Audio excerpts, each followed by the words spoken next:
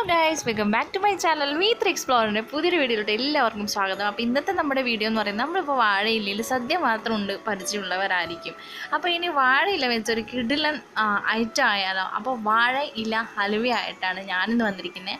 അപ്പോൾ അതിനായ ഇൻഗ്രീഡിയൻസ് എന്ന് പറയുന്നത് നമ്മൾ വാഴയില കുഞ്ഞായ അരിഞ്ഞെടുക്കാം. അപ്പോൾ അധികം മൂത്ത ഇല എടുക്കരുത്, കുറച്ച് ഇളം ഇല എടുത്ത് കുഞ്ഞതായി അരിഞ്ഞ് ഒരു കപ്പ് വെള്ളം ഒഴിച്ച് അതൊന്ന് മിക്സ് ചെയ്തെടുക്കാം. അപ്പോൾ മിക്സിയിൽ ഗ്രൈൻഡ് ചെയ്തെടുക്കുന്ന സമയത്ത് നമുക്ക് ഇങ്ങനെയായിരിക്കും കിട്ടുക. ഇനി അതിലേക്ക് നമ്മൾ വെള്ളം എടുത്ത അതേ കപ്പിൽ തന്നെ ഒരു കപ്പ് കോൺഫ്ലോറും കൂടി ആഡ് ചെയ്ത് നമ്മുടെ മിക്സിയിൽ അരച്ചെടുത്ത വാഴയില ജ്യൂസും നമ്മുടെ കോൺഫ്ലോറും കൂടി മിക്സ് ചെയ്യുമ്പോൾ നമുക്ക് ഈ ഒരു പരുവത്തിലായിരിക്കും കിട്ടുക. ഇനി നമുക്ക് ഒരു പാൻ എടുത്ത് ചൂടാക്കുക, അതിലേക്ക് കുറച്ച് നെയ്യ് ഒഴിച്ചു കൊടുക്കുക. അപ്പോൾ നെയ്യ് കുറച്ച് ഒഴിച്ചെടുത്തു ഞാൻ ഇപ്പോൾ. ഇനി നമുക്ക് ആവശ്യമാണെങ്കിൽ പിന്നെ കുറച്ചും കൂടി ഒഴിച്ചു കൊടുക്കാം. അപ്പോൾ ആ നെയ്യുടെ സ്മെല്ല് ഹലുവയിൽ അടിപൊളി ആയിട്ട് വരും. ഇനി നെയ്യ് ഒന്ന് ചൂടായപ്പോൾ അണ്ടിപ്പരിപ്പും നമ്മുടെ മുന്തിരി ഇതെല്ലാം ഇട്ടൊന്ന് ഫ്രൈ ചെയ്തെടുക്കാം. അതൊന്ന് മാറ്റി വെക്കാം. ഇനി അതേ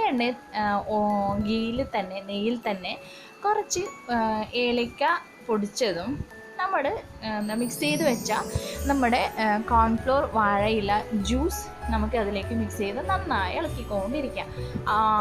കുറച്ച് സമയം ഒന്ന് ഇളക്കി അതൊന്നും ഒരു പെട്ടെന്ന് നമ്മളിപ്പോൾ കോൺഫ്ലോർ ആഡ് ചെയ്തുകൊണ്ട് പെട്ടെന്നൊന്നത് കട്ടയായിട്ട് വരാൻ ചാൻസ് ഉണ്ട്. ആ സമയത്ത് നമ്മൾ അതിലേക്ക് സെയിം കപ്പിൽ തന്നെ ഒരു കപ്പ് പഞ്ചസാര ആഡ് ചെയ്ത് നമ്മൾ നന്നായി ഒന്ന് ഇളക്കിക്കൊണ്ടിരിക്കാം.